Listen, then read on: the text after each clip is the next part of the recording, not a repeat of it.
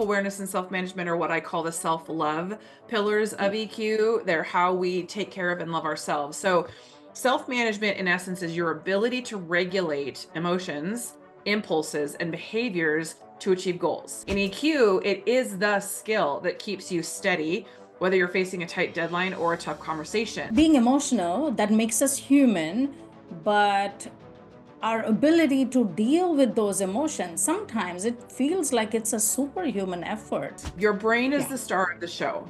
Your brain has a thought, and that thought could be, I'm not good enough. A Yeah. single nerve in your nervous system latches onto that thought and goes, oh, we're not good enough. Oh, I don't feel good. And it tells the rest of the nervous system, we're not good enough. We don't feel good. And then now all of a sudden your body is flooded with hormones that we call feelings, emotion. Your thoughts absolutely influence any outcome from any circumstance based on what you're thinking.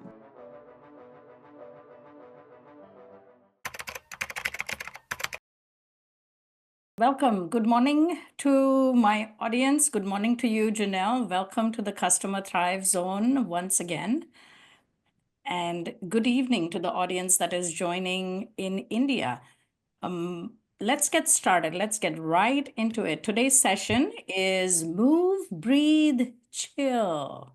The easy way. It's all about self-management. And let me take a quick minute to introduce my guest today, Jenelle Friday, a passionate advocate for emotional intelligence. You have a mission to transform one heart at a time through tactical EQ education and a background that is deeply rooted in understanding human behavior and leadership dynamics. So welcome again to the Customer Thrive Zone. How are you? I'm great. Thank you so much for having me, Rijuta. I'm really excited to be here and dig into what I consider to be one of the core pieces of personal transformation, which is self-management. Yes. Like I said, I have had a great time talking to you. I think our audience had a great time chatting with you the first time around. And I want to take a minute to just recognize also the Thinkly team who has helped us facilitate these sessions and bring these conversations to you, our audience. So our topic today, once again, move, breathe, chill, the EQ skill behind customer success. And I say customer success because that's passionate to me, close to my heart. And I know you, Jenelle, the founder of LionHeartCS, your solo venture is also dedicated to empowering business professionals, and then especially in the field of customer success, because you by profession are a leader in that space. Yeah. So Yeah. tell us a little bit about Lionheart CS, and then we'll jump right into self-management, practical tips for Yeah. self. Yeah. Well, so Lionheart, the word Lionheart means bold and courageous, and that's how I choose to live every day. And so the whole purpose of Lionheart is exactly what you said, which is to give business professionals a tactical application of emotional intelligence and neuroscience together. So it really is understanding the mind-body connection and the way that we take care of our bodies by eating right and exercising. We also need to be aware that our brains need as much, if not more, care. And we're going to dig into why today. But Okay. really, the whole goal is to, again, like I said, give people an opportunity to know who they are, accept who they are, and provide tactical application tools for you to Mhm. take these concepts and run with them and transform your life from the inside out. So it's become sort of a life mission that I think I'll be on for Yeah. the rest of my life, which I don't think is a bad way to spend your life. So Absolutely not. It is actually a very stress-less or stress relieving way to spend your life. So yeah. I am truly excited for this conversation. So the second pillar of EQ, or emotional intelligence, it's all about regulating one's emotions and managing one's impulses, managing the stress. And staying motivated through all of this when we are faced with challenges. So it's being able to respond not just to the circumstances, but respond to our emotions in a healthy way, and developing that ability to have that emotional control.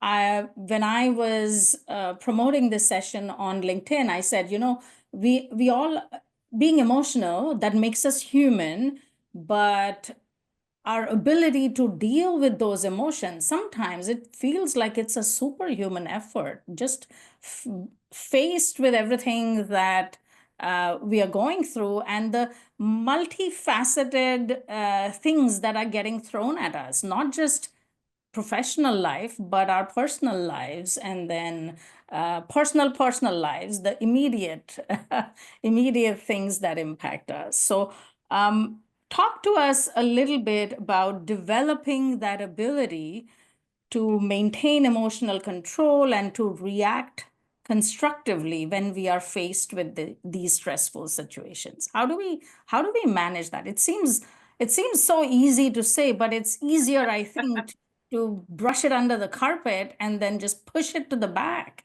and such an Yeah. unhealthy way to deal with it. But talk to Yeah, us well, about that. I think a lot of people struggle managing emotions in general because we don't understand where they come from, right? Yeah. So let me give a really quick breakdown from my perspective. We talked about self-awareness last time. That's one of the four pillars. Today's Yeah. pillar is self-management. So self-awareness and self-management are what I call the self-love pillars Yeah. of EQ. They're how we take care of and love ourselves. So self-management, in essence, is your ability to regulate emotions, impulses, and behaviors to achieve goals. It's about staying in control when stress hits. So think self-control, adaptability, and resilience.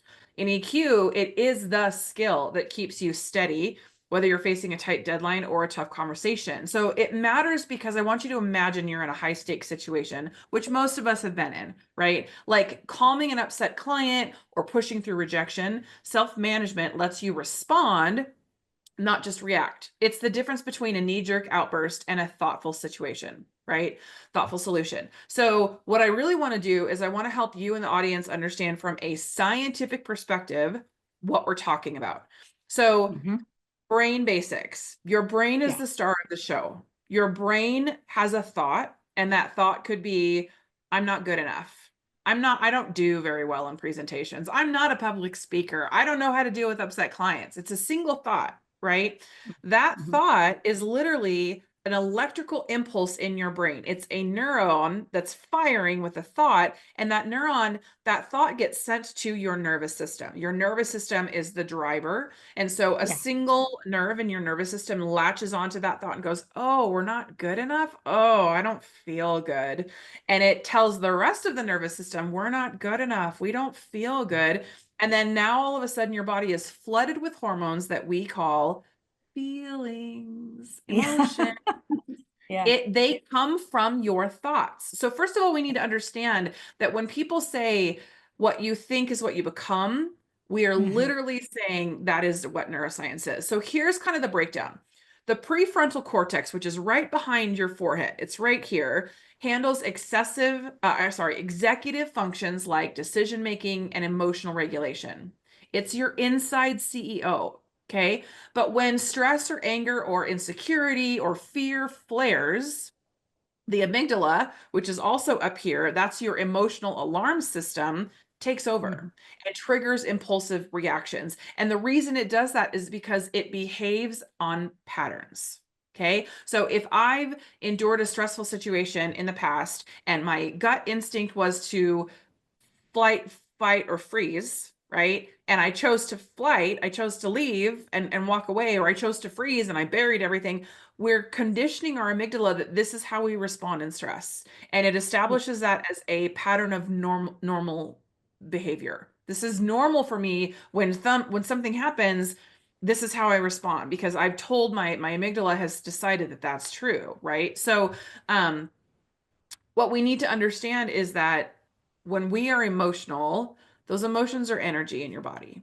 Okay. Yeah. When you feel good, you feel, what do you feel? You feel energized. You could go run a marathon. You could go do whatever. You could go, right? You could go meet the guy at the bar that you want to meet when you're feeling good and you feel like you're attractive. You can go write a paper or do a presentation when you're feeling positive and confident and motivated, right?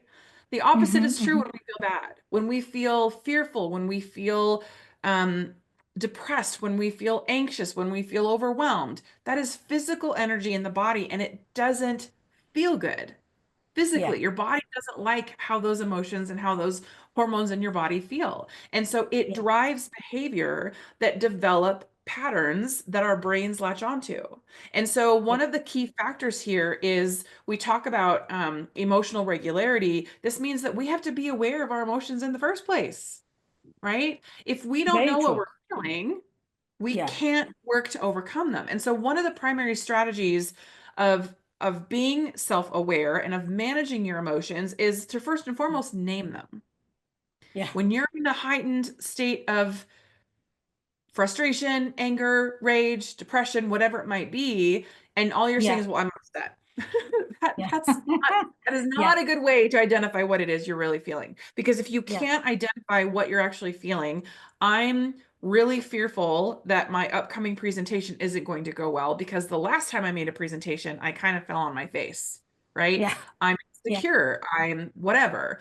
By naming those emotions that I can face them and say, well, why am I feeling that way? Why am I feeling insecure and doubtful when I've prepared? I've gotten Yeah. my uh, presentation approved by my manager and a peer, maybe. And you know what? I might have bombed the last time, but I'm going to learn from that. I'm going to do better this time. Yeah. We have to identify those patterns of the way our minds think, because again, it's all chemical. If you've Yeah. programmed your brain that every time, I'll give a personal example. I have an individual in my life who every interaction is challenging. And I mean, every single one. And I care for this person. I can't really cut them out, right? I have to face Yeah. them. And Yeah. so the old me years ago would have either ignored that person or gone into every situation with tactical gear on. Like I'm Yeah. Yeah. preparing for war, right? Because that's Yeah. and I trained myself that. But when I made a Yeah. shift mentally and said, well, why am I prepping for a bad or negative experience when I'm in control of me, right? I can go into that experience with a peaceful, loving, kind approach because that's how I choose to behave, not how my brain, the programmed amygdala and prefrontal cortex, is telling me that this is always gone. You have to make a Yeah. choice. We are not a victim to our thoughts or emotions, period. You have the ability to think something and go, is that true? I don't think it's true. I'm going to let that go and I'm going to focus on a different thought. And to stop that downward spiral of the things that you think or the things that you feel become the things that you do. So is it practically possible to influence the outcome of that interaction by going in with positive thoughts? Is that what I'm hearing you say? It is practical to know that your thoughts and the things that you stay focused on from a mental perspective absolutely influence any outcome from any circumstance based on what you're thinking. So let's just play this out, right? Yeah. I ask three primary questions of myself in any circumstance, and let's take the presentation one. I think a lot of people do not like to present or be on Mm-hmm. stage. Mm-hmm. So if I'm preparing for a presentation and I tell myself, man, I sucked at the last one. I'm really afraid. What if they don't like it? What if I say the wrong thing? What if my slides don't work? What if I'm not Yeah. really, what if? Leading up to that presentation, what's going to happen? In the moment, I'm going to be afraid. I'm going to stumble over my words. I'm probably going to be Yeah. sweating a ton and my hands are shaking, and I'm going to struggle through that presentation because I've told my brain I'm not going to do well. I've That's convinced my yeah. brain I'm not going to do well. Mm-hmm. Versus, okay, I screwed up the last presentation, but you know what? I had a download with my boss. I went over kind of the things that I struggle with. I have a thumbs up from my manager. I'm Mm-hmm. confident that I know what I'm talking about, that the content Mm-hmm. in the presentation is strong. And even if I Mm-hmm. stumble over my words, what I have to say is important. How do you think that Yeah. presentation is going to go then? Yeah. So you are essentially controlling how you come across, how what you are trying to communicate, and now it's less about the emotion and managing the emotion, but it is more about actually imparting what you want to impart, which is the knowledge of what the content of your presentation is. And so shifting Mhm. focus from the anxiety and the stress, the things that are bringing you the anxiety and the stress, to actually the fun and the positive, which is what you are trying to accomplish. I think that right there is a, oh, practical tip. That right there is a practical how to trip. But Yeah. yeah, Well, I mean, yeah. if you Uh-huh. think about emotions that we feel, my Mhm. comment is just because you feel something doesn't mean it's true, right? And Yes. I'll give Yes. an example, right? So they're called emotional triggers. We all have Yeah. them. Someone says Yeah. something or someone does something, and immediately my whole body goes, "Oh, I don't like that. I Yeah. disagree with you. That's not true. You're making me angry," whatever it might be, right? Yeah. Most of us don't ask the question, well, why am I feeling that way? Yeah. Question. Because if something someone else does or says triggers an emotion in you, Yeah. 9 out of 10 times that emotion has nothing to do with the person speaking. It has everything Okay. to do with an experience that you had as a child or as a young adult that created a triggered response within your body. Because when we're young and we're Mhm. hurt or we feel like we're in trouble, our Mhm. ego steps in to Mhm. protect us and creates Mhm. defense mechanisms to protect our hearts and to protect our minds and to protect our emotions.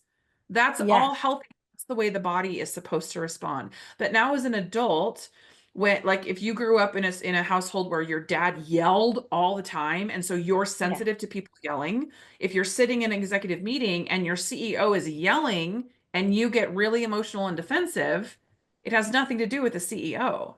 It has Yeah. everything to do with the way you were raised, and that people Yeah. yelling, men yelling, is a trigger for you. And so what happens Yeah. is we react to the trigger. We respond the way our emotions, and we feel that thing and we're like, "Oh, well, this is how I feel. This is how it must be." But the Yeah. truth is that without recognizing that that is an emotional trigger for me, and what do I know to be true in this moment? Is the CEO gonna kick me out of the house without food and spank me or ground me or any of those things that emotions? No.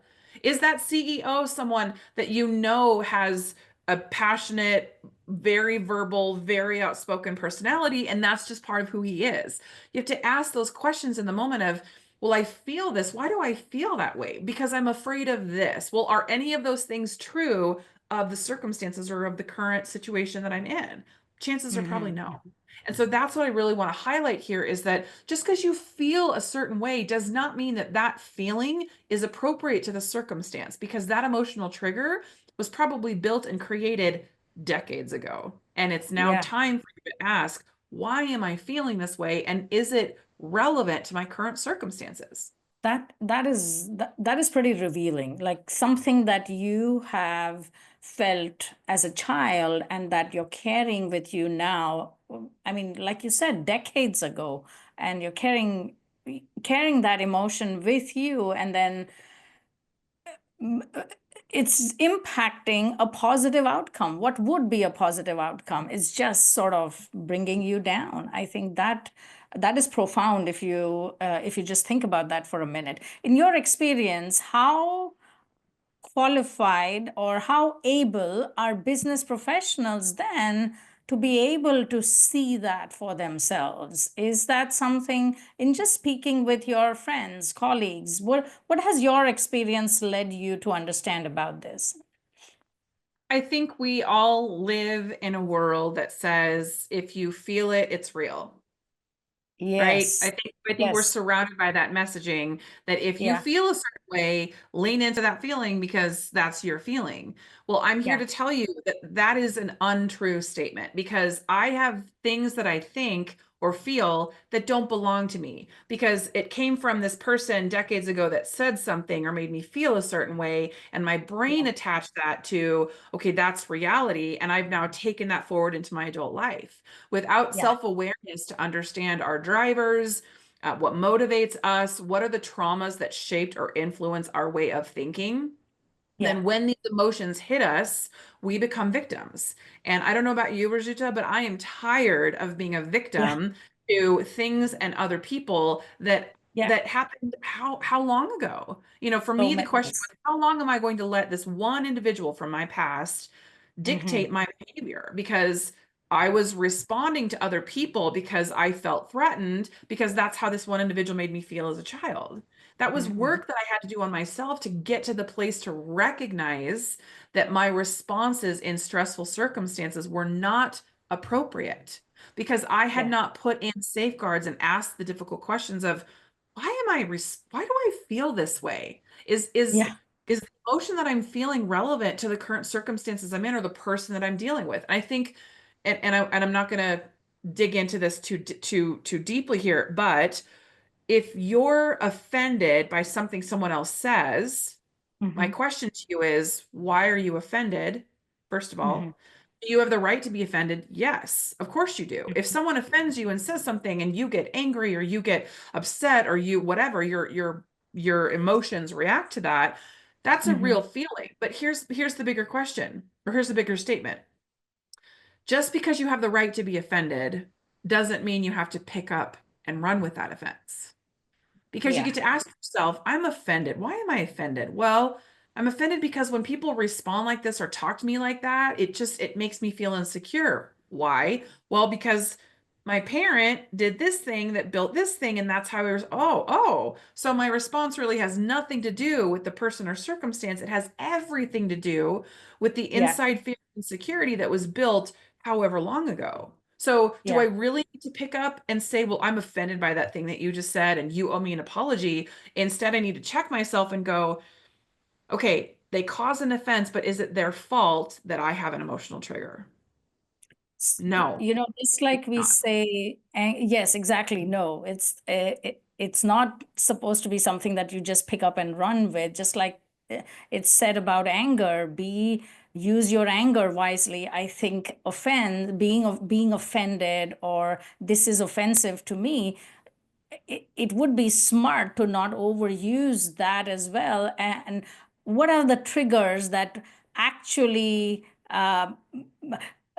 that we should actually let us be offended because of certain triggers? Is everything going to be offensive now? Is that how it is? How so? Um, Great conversation, but give me some practical tips. How does one, and then tie that into scenarios or circumstances that we face in our CS life? I mean, CS, we deal with fires all the time. There are emotions up the wazoo. So practical tips for customer success and customer experience professionals. Yeah, one of the primary frameworks that I use that's practical is when I feel an emotion that's a negative emotion. We're not going to focus on positive emotions, because when we feel positive emotions, we tend not to hurt other people or put our foot in our mouths, right? We're Yeah, really talking about negative emotions. So I have a yeah, three-step framework that I do. It's three questions I ask. The first one is it true? So, Rajuta, if you said something and I got super offended and I'm like dealing with anger and frustration and whatever else the other emotions I'm dealing with, right? Is yeah, it true? So, yeah. if by my offense I'm saying, well, Rajuta must not like me and she's judging me and she thinks I'm terrible and et cetera, et cetera, et cetera, the first question is it true? Meaning, what do I know to be true about you?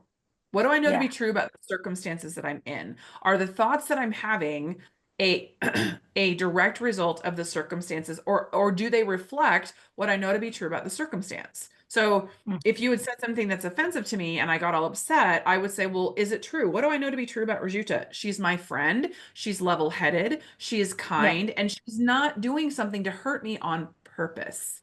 I think a lot of Yeah. us assume negative intent from other people. And the truth Hmm. is that most of us are out to live the life the best that we can, and we don't want to hurt other people, but it happens. So if you cause Hmm. an offense and I don't stop and ask myself, what do I know to be true about you, Rajuta? Are you my friend? And are you doing this on purpose to hurt me? The answer is probably Hmm. no. So you got to ask Hmm. yourself, is it true?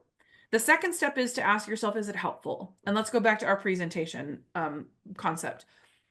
Before something big, stressful, presentation, speech, webinar, whatever it might be, is it helpful before that event to sit and ask yourself, am I going to do okay? I don't really like doing, I'm going to screw it up.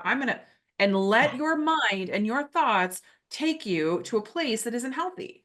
No, it's Mhm. not helpful. If you do not take control of your thoughts and understand that you have control over your thoughts, you do not have to think something and allow that thought to spiral you out of control. Grab that thought, Yeah. hold it captive, and say, is this thought helpful? Is it helpful to tell myself that I suck at presenting before a presentation? No, Presenting. it's not helpful. So let's Not get rid helpful of at it. all. Yes. Okay. Yeah. The Yeah. third step to this is the final question is it sorry, is it true? Is it helpful? Is it uplifting? Mm. We struggle being kind to ourselves. 80% of the time, our minds will believe the bad thing over the good thing. It's how we're Yeah. wired as human beings. And so Yeah. that inside voice, it could be called the inner critic, the imposter syndrome, whatever you call it. My husband has a name for his, right? Is always out to get you. That's part of being human, you guys. Yeah. So to say that you're going to silence that voice, that's not true. You'll never silence it. However, when that inner critic or that imposter syndrome comes out, you'd be like, you screwed up the last presentation, you're going to screw this one up too. Is that uplifting to get you in a mindset that is confident and purposeful in the choice that you're going to make to do and present a really great presentation? No, Mhm. it's not. If you're not being kind to yourself internally when it matters most, no one else is Yeah. going to. Yeah. Right? Somebody So by can. asking those three questions, you're breaking down the emotion that you feel to get to the nitty gritty, the truth of the circumstance where you now become in control. If you've answered, well, no, it's not true, no, it is not helpful, and no, it is not uplifting, and we're going to push that thought aside, right? Yeah. In order for that thought to be removed, we have to replace it with something, Yeah. right? To Yeah. grab and to capture that negative thought or that misleading thought or that lie that we're believing, in order to get rid of it, I have to replace it with something. And so this is where Yeah. self-management comes in to say you can't rely on your thoughts. You have to be purposeful and intentional in how you speak to yourself and how you treat yourself. And so another kicker here within tools are a self-affirmation, what I call an I am statement. They're statements that are true about you that sometimes we need to remind ourselves of, right? So I have sticky notes everywhere. They're buried because we're selling our house. I can't have them out, but they're in my drawer right here, right? And I Yeah. have sticky note after sticky note of quotes or of sayings to say that I am resilient. I have survived horrific things and come out on the other side confident and successful, to remind Mhm. myself of who I am in those moments. And so again, if you just leave life to function as is and you kind of go, well, I mean, whatever comes and I have no control over it, that's a lie. Yeah. You have to be purposeful and intentful in those moments where, okay, it's not true, it's not helpful, and it's not uplifting. I'm going to get rid of it and I'm going to replace it with something that says, I am confident that what I'm going to deliver today is going to be impactful and helpful and successful for those people listening. For our presentation example, right? You're going to tell yourself things. And look, fake it till you make it. I've heard people say that. Well, what if I don't really believe that that's true? It doesn't matter. Your Mm. brain, you're conditioning your brain. You're telling Mhm. your brain, I'm not going to accept the thoughts that randomly come at me that are negative. Instead, I'm going to question that thought, get rid of that thought, and replace that thought. And now you're building a muscle. So you do it once, Yeah. you build a muscle. You do it again, you're reinforcing that thought, and again and again. And the more you do that, you are now capable of grabbing onto negative emotions and negative thoughts in the moment and Yeah. turning it around for the positive. Fantastic. So literally some things that you as a person or we as people, we as for ourselves, we can do these things just in a matter of a day, just by improving that muscle memory, just by making sure that we actually pay attention to the negativity and make sure that we are replacing that with what we know of ourselves to be true, which is we are enough, we are resilient, we do have the power to take care of, push these negative thoughts to the side, and we do have the power to influence the outcome of any situation or circumstance that we are faced with. We are Mhm. equipped with those skills. Um, Yeah, and I know we're coming up to time here, Rajit, but I want to do one more thing, which is yeah. identify that the brain and body connection is a critical, you have to understand it from a very critical perspective. And your nervous system is the driver. Your brain is the CEO, your nervous system is the driver. And so if you struggle with anxiety, which I have struggled with anxiety for most of my adult life, I want to teach you a very quick tool that basically hijacks and takes back control of the nervous system. Because Yeah. in those moments when I can't breathe, my palms are sweaty, my hands are shaking, I'm nauseous, I'm all these, right? My thoughts are racing. There are tools, understanding neuroscience and emotional intelligence, that teaches us that we have control over that nervous system. So I want to take Yeah. just 2 minutes and teach that tool, if that's okay. Absolutely. Go for it. Let's Okay. do it. All right. Let's do it. So if you're participating on this call, I'm just going to ask you to put everything else aside and just focus on this exercise for right now. So it's called the butterfly hug, and here's how it goes. Yeah. You're going to put your palms facing you, you're going to cross your hands, cross your thumbs, and put your hands on your chest like this. When I tell you to tap, this is what it looks like. It's just tapping your hands back and forth on your chest at a pace that feels comfortable to you. So now that you know what a tap is, I want you to close your eyes. Don't worry, I'm not doing anything weird on camera. Just close your eyes, and I want you to take yourself to a place that you've been before. It's beautiful, it's peaceful. No one else is there. It's just you. Maybe you're on a beach, maybe you're in a hammock, maybe you're on the top of a snowy mountaintop. It doesn't matter. Find that place that is safe and calm for you. You can smell the air. You can hear your surroundings. You can feel the sand beneath your toes, wherever you are. Once you're there, I want you to start your controlled breathing, which is in through your nose and out through your mouth. Controlled breathing is everything. Your breath regulates your nervous system. So by breathing in through your nose and out through your mouth, you are taking control of your lungs to regulate the nervous system that's freaking out. Now, you're going to start your taps. Great. Stay in that place, continue your breathing, and just start to tap one hand at a time, back and forth.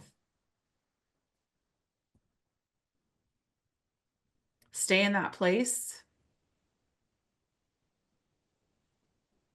The longer you do this, the more your body relaxes.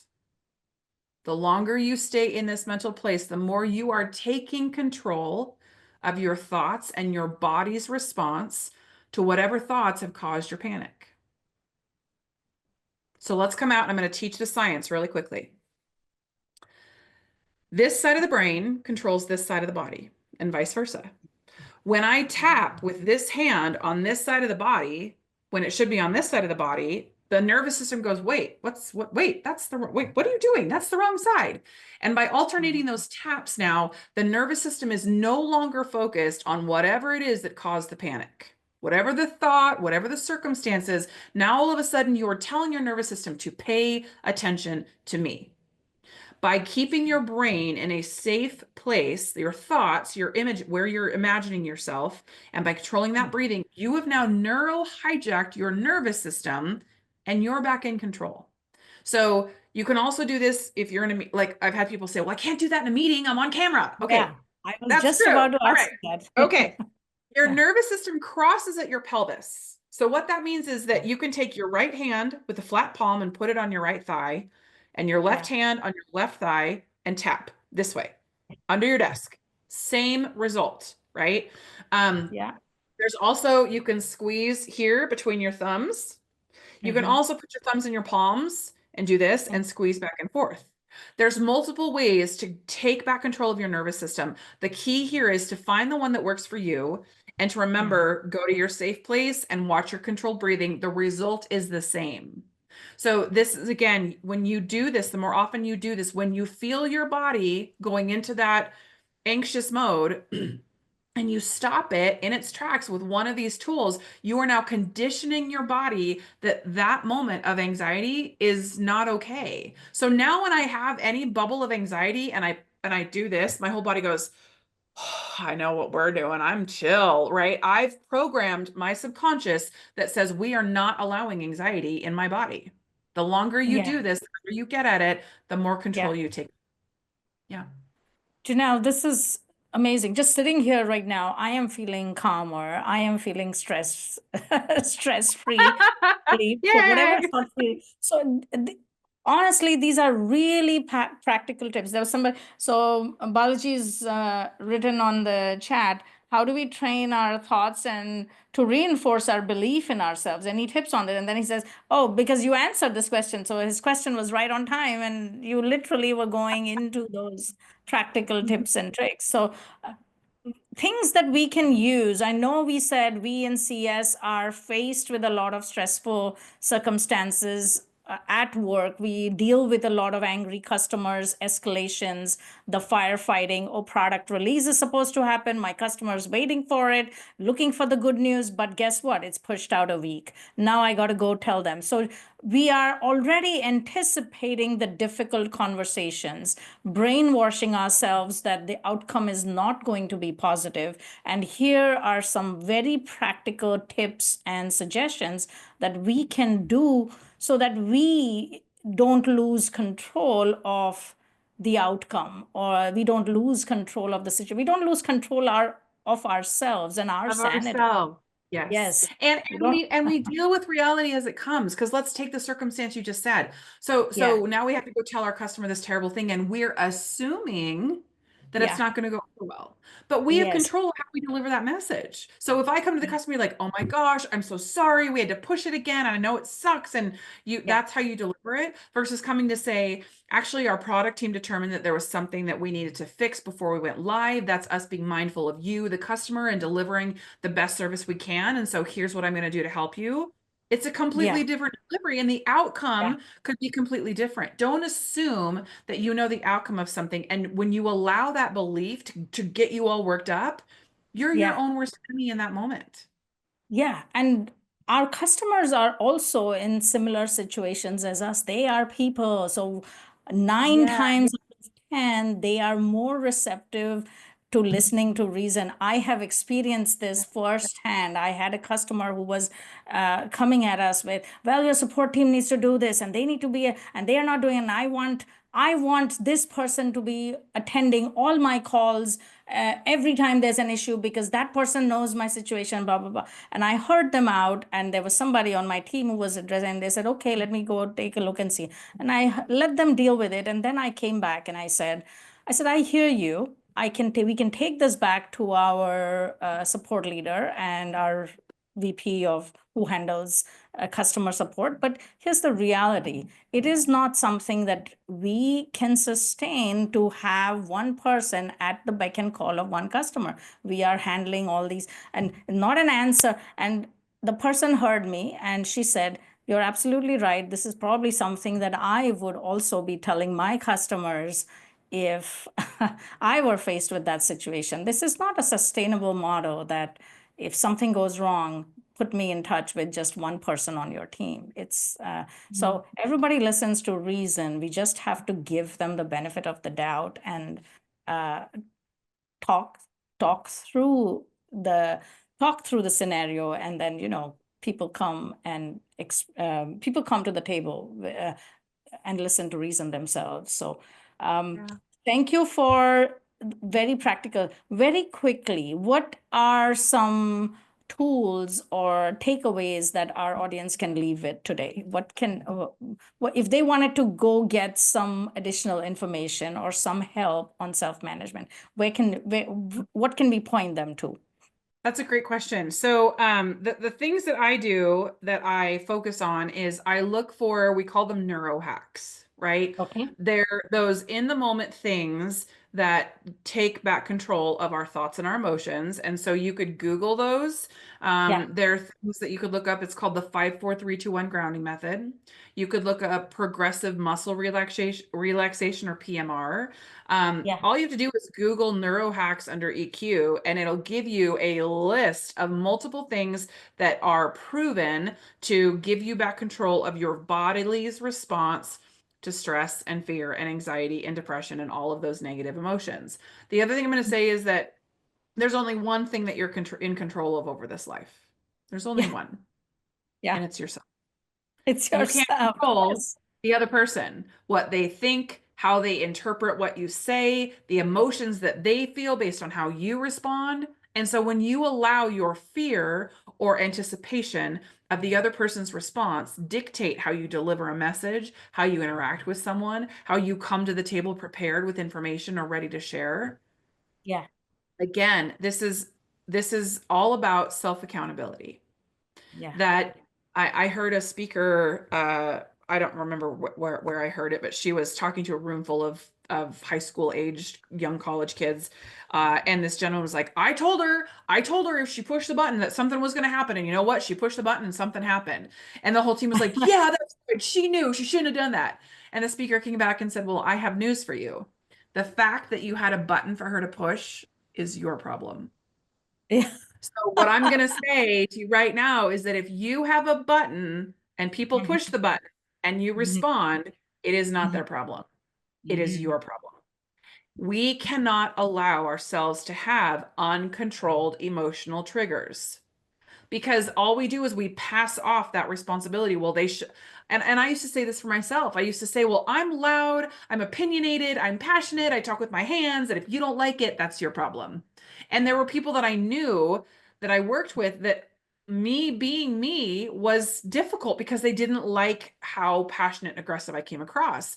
And Mhm. so I would just kind of say, well, that's your problem. It's your emotional trigger. But at the same time, it was also mine. It was my realization that like I wasn't being sensitive to the other person. I can sit on my Yeah. hands when I talk. I can lower my tone, right? Yeah. There's personal accountability here that I think is difficult to take, that I could throw all these tools at you that are helpful, and the butterfly hug is one, and you could research it. It's scientifically backed. I teach it all the time. Um, but the one key element here that I think is most critical above all of them is accountability. Mhm. That you cannot look at another person and say, you made me feel something. Yeah. Not Yeah. true. Someone else can say something or do something, and you feel it, you think it, and you can stop yourself in that moment and say, why do I feel this way? Why did that make me think of this thing? Right. Yeah. And if you can get to that place, that is personal accountability. That is Yeah. you understanding that just because I think something or feel something doesn't mean it's real, doesn't mean it's relevant, doesn't mean it's helpful. And so Yeah. if I can pass on any piece of wisdom, it is that to accept the fact that you are in control of your thoughts and your emotions. You don't have to just blurt the first thing that you say out loud. You don't have to let the feelings or the emotions of fear or anger or depression sit in Yeah. your body. You can face those head on and ask yourself, why am I feeling this way? Do I want to feel this way? Is this even an appropriate emotion for the circumstances that I'm in? And if the answer is no, then do something about it through those things that I'm teaching and through other like you can read Daniel Goleman, you can go to Simon Sinek, you can go to Renee Brown. I mean, there's all these individuals that talk openly about this and are teaching concepts just like I am around you are in control of your body. Even though you Yeah. might not think you are. And it starts here. Brain health, mental health, getting control of how you speak to yourself is number one. That's it. And so many resources available. Just look for them, search for them. They are available. And then ask for help. And then to your point, Janelle, we have a if we have a button that everybody can see, and we know that that's the trigger, and you're putting it out there, somebody's going to push it, and that is you passing not just the personal accountability being one thing, but you are passing now control over yourself to somebody else. You're giving somebody else the power to control you with that trigger. So don't do it. Bottom line, don't do it. Mhm. And um and understand what makes you happy. Happy, I hate that word happy, but like your self-affirmations, the quotes that really get you going, the things that you say to yourself in the morning to overcome a really bad morning, right? I think we are afraid to be vulnerable in that way. And so like write it on your mirror, right? I teach something called the I am Mhm. statement, which is a very strong, and I think we talked about this on the last webinar, the I am statement, which is if you're going to question a thought, is it true? Is it helpful? Is it uplifting? And the answer is no, and you get rid of it. It's not enough to Mhm. get rid of it. you have to replace it. So be intentful, be purposeful, and spend 10 minutes this week or 30 minutes this upcoming weekend and sit with yourself and ask yourself, what do I need to hear in those moments? I'm Yeah. beautiful. I'm strong. I am passionate. I am a killer friend, right? Whatever it is that Yeah. you write down, we have to remind ourselves because when we stay in our thoughts, that's Yeah. when they run away with us. So get out of your head and do something productive and write down those positive affirmations that you know you need in those moments because we all need them. We all do. Fantastic. Jenelle, thank you. It is always a pleasure to talk to you. Thank you for coming and speaking to our audience today. Thank you for always bringing your wisdom to the community, to the Customer Thrive Zone.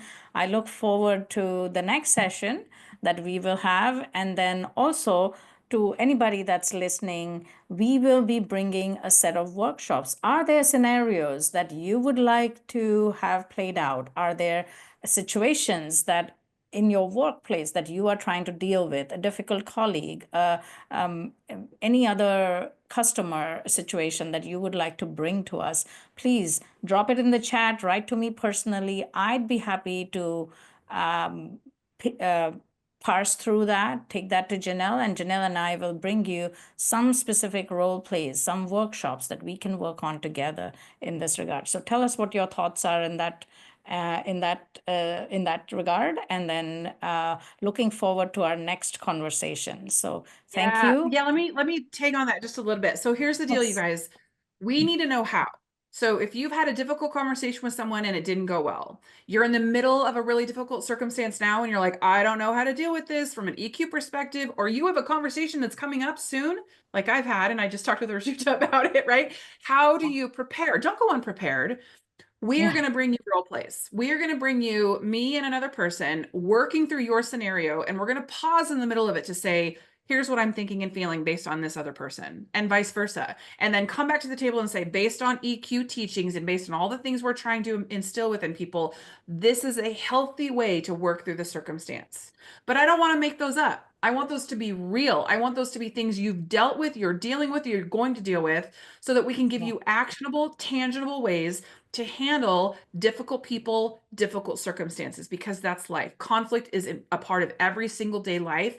And I want to bring you tactical, tangible ways to do that. But I need your help to do that. So, like Rijuta says, send in your circumstances, give as many specifics as you can. They're not going to go public. We're not going to share who submitted them, or we're not going to include names. But the more specific you give in those details, the better that role play is going to be. And so this is a call to action that if you've got something, don't be quiet, share it with Rijuta. And we have some really fun workshops coming up to role play these out.